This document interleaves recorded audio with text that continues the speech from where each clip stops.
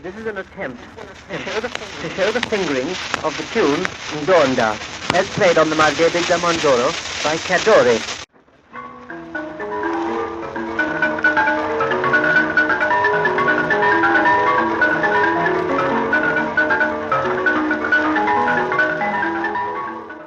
The left hand now.